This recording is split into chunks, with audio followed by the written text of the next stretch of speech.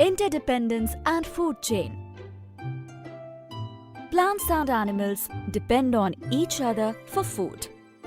Energy and nutrients are transferred from one living organism to another in the form of food. Plants are producers. They make their own food. They convert sunlight into food and energy during the process of photosynthesis.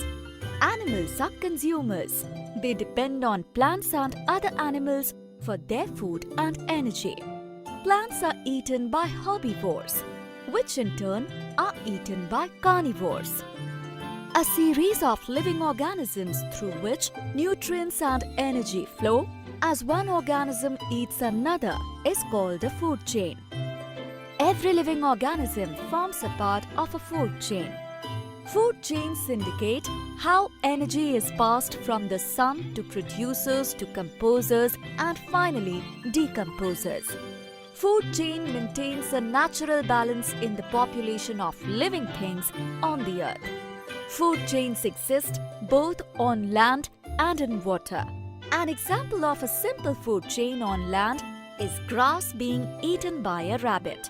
Another is grass eaten by a deer, which in turn is eaten by a lion.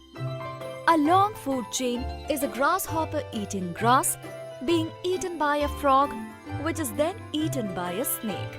Finally, the snake is eaten by an eagle.